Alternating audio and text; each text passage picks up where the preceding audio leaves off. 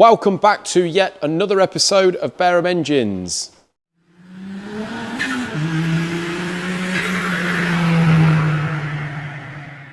So today, guys, I'm going to be cracking first of all on with the V8 BMW. We've got to get that one bored. Remember, we've got two iffy bores on that, but we've got plus 40 pistons, so I'm hoping, fingers crossed, that those two bores clean. If not, we're going to have to go away and probably think about putting liners in there.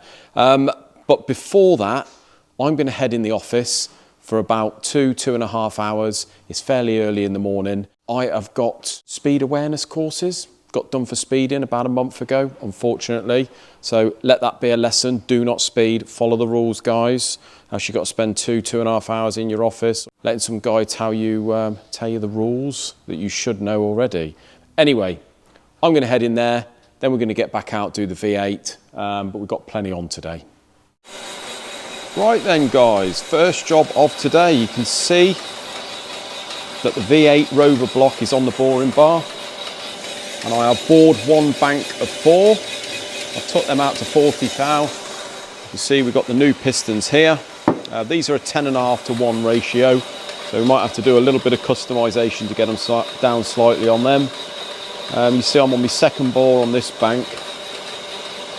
You can see where it's cutting the rust out, so that's at plus 20, but these pistons are obviously at plus 40. On two of the barrels, on this side, I think, it didn't clean at 20, but it has actually cleaned at 40. So that's ideal. So fortunately, I think that one at the end there is a bit questionable. So fingers crossed, that one over there cleans at the 40, and then that is ideal. All we've got to do then on this block is face the faces, hone the bores to finish size, and give it a good clean up, and then that is the block pretty much done. But you can see how my I haven't used it for a while, but my Heath Robinson setup. So what I do is I keep the old crank bearings in the block, the old shells, and I'll put a bar through the middle of those bearings, and obviously the little homemade sort of blocks here. Sit it on its, so I can swivel it around on its mains, and then all we do is we clamp up the top there, getting it sort of roughly in the centre. And that's the way we do the V8s. You can get a purpose 45-degree jig for the back of this, but I am still yet to find one. So if any of you guys know where I can get a jig to set these V8s up on, please feel free to put down in the comment below. And we will go ahead and purchase them, but up until now we haven't really found any, so that's the way we've been doing it. Just becomes a little bit more of a rigmarole when you've got to face the blocks, because I have to set it up on the mill over there, on the parallels, etc. But yeah, almost done. So you can see we've got the kit car on the ramp, guys. We were just sort of giving it a run over. We've had to top the diff oil up a little bit. We've just got to top the engine oil up very, very slightly, because obviously this is a 919 Fireblade engine on carbs, so they do use a little bit of oil, especially with them being thrashed all day in a car rather than a bike. But what I've been doing is I've been trying to set my dash up this morning with the laptop so we can see which gear we're in. And apparently you can do it by telling it what gear ratios in the engine, which I've done, telling it what final ratio we've got, which in the diff, this diff here is a 3.62 to 1. So I've told it that. And obviously the circumference, the rolling circumference of the wheels, which I've done. But it still doesn't seem to be working, or it seems to just make its mind up whichever gear it feels like it's been in. So I'm going to have to get in touch with Race Technologies and see if there's anything I'm doing wrong. But yeah, slightly frustrating, because I quite like to know what gear in. Not that it matters, you just keep going up the gears until you run out of them, I suppose. But we've got the speedo working. The way the speedo works is we've made a little plate here to hold the speed sensor, and then we have actually welded or super glued some nuts on there, and that they pick up nicely off there. Looks a little bit, like I say, Heath Robinson, but if it does the job. And then what you do is, if we turn the thing on, press and hold, all a bit fancy, eh? Now if we, you can see that is lighting up there. If we turn the wheel, you can see where it where the light goes out, and that means it's picking up off that sensor. So I've got 2 sensors on, and so you've got to tell the dash. There you go, see it flicker again? So you've got to basically tell the dash how many sensors you've got, your wheel circumference, all the rest of it, and it works out your speed, and it is pretty accurate, to be fair. But that thing is pretty much all ready now, guys. We are heading to Castle Combe again tomorrow for Saturday's track day. What I'm trying to do, you're going to laugh at me now, we're trying to find some way of keeping the seats dry, because we are due a bit of rain up there on Saturday, which is going to make it interesting in this. But these being a sort of leather coated seats, because they're out of a Lotus Elise apparently, they've got sponge in them, and they just soak up the water and you end up with a wet bum all day. So I'm just trying to scratch my head at the minute on how we can keep these seats dry while we're towing it without these blowing all off. So yeah, again guys, any suggestions are welcome before we head off. So Paul is continuing to crack on with the V8. Obviously I'm doing the block at the moment. There's a bit of a ding in the sump, so you can see he's shot blasted this sump, and he's heated this up and just dinged the ding out, if you like. Although we haven't got our Centronic back yet, and there's going to be a bit of an update in a bit on what's happening with the Centronic. But these are the cylinder heads. Fortunately, we've managed to lap these valves in nicely. Obviously faced the valves, lapped them in. The guides are perfect, so we've been through them heads now, and they all are ready to put the springs etc on when we get valve stem seals and get those on. So John's ground the crank. You can see obviously we've got to clean that yet and send it off for balancing. Flywheel's all faced, just waiting on the clutch for that. But yeah, pretty much getting there, guys. Right, Paul's outside at the minute and he's cleaning this big ugly beast. Hello Paul. Hi mate, you right? What is this, mate? What have we got here? Well, this is an engine. This is an engine. And it's a Mercedes engine. Yeah. And it's a very dirty one. And do we know what it is? What Mercedes it's out of? No. Is it a 2.7? Something like that? 270 SL? Something. Like I know my Mercs. 90s Merc, basically. Yeah, big 90s Merc. It looks a little bit like probably a shorter Jag, I'd say. It's a big old beast. Just a heavy old lump, isn't it? That's the problem with it. Yeah. Heavy old lump. But it's just a bit of a clean up before he starts stripping it. It's a bit gritty, so there's no oil contamination at all. It's just very gritty. Yeah, and plenty of sponge and crap down the plug holes. They should be interesting to get out. Job for Isaac. Jesus, yeah. Job for Isaac, that is, mate, I think. I was going to say, yeah. But no, this one... Isaac cleaned it anyway, not me, so... Yeah. Well, this one's been sitting here for quite a while at the back, and we're finally plodding our way through the motors. Not taking so much on at the minute, so we've got a bit more room to work in.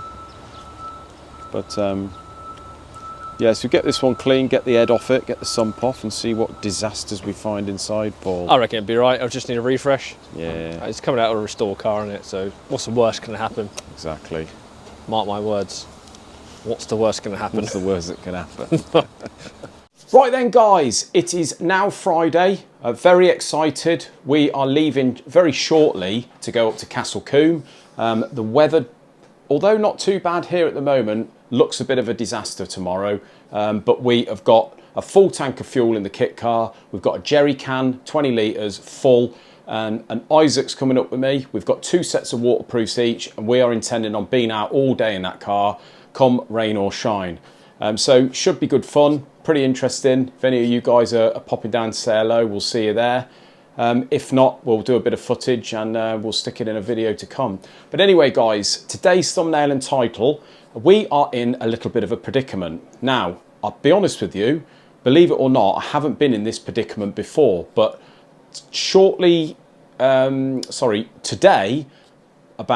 probably about 4 hours ago, when I was over at Mikey's dropping the BMW off, I got a phone call, and it was off a company that we bought or buy Land Rover parts from. Now, at the moment, I'm sorry guys, I know you want me to, you call me a coward, but I'm not going to mention any names or brands, etc. But this is a very reputable company, hence why we use them for the parts. Now, they have obviously been contacted by the manufacturer of these crank bearings that we bought. Now, bear in mind, we purchased a load of bits for a Series 1 Land Rover we did the end of last year, and we finished it for a company called Devon 4x4. All been great customers of ours over the years. They're down in sort of South Malton, about 10 or 15 miles away. They restore Land Rovers. They're a 4x4 specialist. They've restored this Series 1 Land Rover to massive expense. So there was no expense spared on the engine. We did it a fantastic job. You've probably seen it in a video. They've took the engine away. They fitted it to the vehicle. The vehicle has then gone off to their customer up country. We haven't heard anything since. The last thing we heard, Simon, the owner of the company, come over to drop a cylinder head off one day, said the engine was running absolutely fine. It's gone. And that was 2 or 3 months back. Now, this company has been in touch with us today that we bought the bits off. He said, we've got a problem. He said, the crank bearings that you purchased off us in November of 22, we said, yeah, we know that engine. We need them back. There's been a recall. There's a fault with the material where it sort of delaminates. It could scrap the crank. It's happened a few times now on the same batch of bearings. Yours is one of the batch. We need the engine back. It needs to be stripped. We need to change and replace the bearings, and they are going to pay the whole bill. Very, very strange, guys. Leaves us in the predicament where obviously we need to get hold of Devon 4x4, which I'm going to do in a minute. Devon 4x4 need to get in touch with their customer, get them to return the engine or the vehicle. The engine needs to come out, replace, semi-strip, replace the bearings, and apparently this company is going to pay for it all. So obviously it's something that I haven't been involved with before. The last thing we want, we need to get hold of the customer fairly smartish before something goes wrong, because if we don't, if we don't inform him that there is a comeback on it and something happens, then we are liable. Obviously it's still within warranty period. We're liable for having to sort the engine out. So yeah, it's a bit of a twitchy bum moment, guys. Something we've never been involved with before in the past. If any of you guys out there, business owners and that, have been involved with something like this, let me know. But obviously, yeah, it's a bit nerve-wracking because the cost's going to be quite high, to be honest. But he seemed fairly concerned about it. So yeah, we'll get in touch with them and we will keep you informed as to what is happening there. So the weather's a little bit different to a couple of days ago. It looks like it's the heavens are about to open. We've got the E30 outside. Now this is due to go to Mikey Dove tomorrow morning. So first thing in the morning we're going to come in. Obviously it's Thursday now. We're going to come in and get this thing on the trailer and get this to him. But you can see that the other day we covered it in TFR and give it a good power wash, all ready for Mikey to scratch his head over and do his magic. You can see if you sort of take away the rough paint and all the rest of it, it's actually pretty good in here. Obviously we've got a new panel to go on, but the chassis legs, now it's all clean, all look pretty good.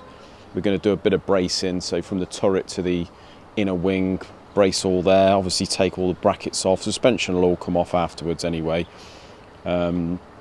But there's a little bit of surface rust down there. But obviously this will all be done, and this is where we're going to put I think this is the header tank's going to go in here for the engine.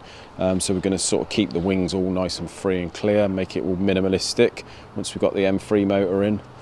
We're going to be adding, that's an E46 steering rack, so we're going to be adding the power steering back onto that, make it a bit easier on the forearms. Now I'm getting a bit older. So yeah, really excited for Mikey to get his hands on it and do a few more mods and what have you. We're going to put the sills on it. Just got to wait for the body kit now, guys. So as you can see, Paul has been very busy here stripping this Mercedes, rather horrible Mercedes.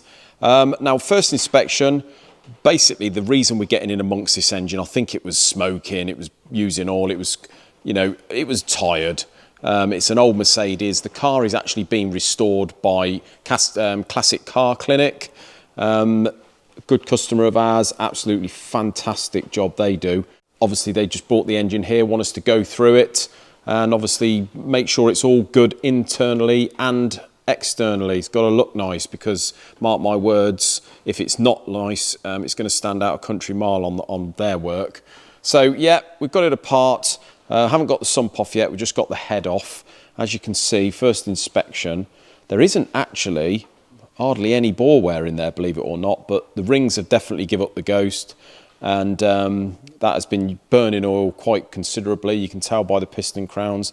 The head gasket, now we've got this, it's quite thin here where the head gasket goes, but the head gasket doesn't look that bad. It is starting to sort of blow in these dark areas, maybe a little bit here starting to go and on the edge here, but nothing disastrous. And the head looks pretty good, albeit burning plenty of oil. You can see by the carbon build-up on top of the valves, but standard practice for an old motor. The inside is another story. That is horrible. Now this is typical of the old BMWs, the old Mercedes, basically the old stuff, like the German stuff that used to run pretty well. So people just tended not to bother servicing it as they should do. And that is the results of it, guys. The old oil sort of cakes itself on and looks rather horrible. Same inside the cylinder head, fairly nasty, so make that look like new. But yeah, so far so good, I would say. Right guys, I did mention in a previous video, we've got the Golf R engine here that has been sitting at the back of the workshop for some time, but we have got the go-ahead on that. So I've got all the bits on order. That is forged pistons, trick H-section rods, ARP head stud kit, main stud kit, competition bearings, the usual stuff, and we've got to build that up with cams, etc., balance it all and make that into a sort of tall bear engine really. Today we've had the threat of this puppy coming in, so while we're on the subject of Audis, this is an Audi TT. It's a TT, I think it's a TTS, this one. This is the same sort of thing as that really. We've got to go for forged bits in there, H-section rods, competition bearings, etc. The turbocharger is over here, so we are going to send that off and see if we can get that hybrided. If not, we're going to replace it. Same with the injectors, etc. But he wants to go for about 450 horsepower with this, so we'll see what we can do with that turbocharger. He bought a brand new set of injectors, so I'm not sure on this particular vehicle what the injectors are good for, but they were about £1,000, so he said if they will do like 400 horsepower, then that's what he'll go to. So yeah, another job in the pipeline. So guys, we're ready to go to Castle Combe. It's about 2:30 on the Friday afternoon. You can see in the background, we're all pretty much loaded up there. Got the full orange bear on rig. I'd see Ray's just pulled up behind. Isaac's still working, bless him. But yeah, we're going to capture some footage for you guys. But until another video, have a great bank holiday. You're more than likely going to get a video out of me on Monday. But until then, have a great weekend and we'll see you then. Cheers, guys.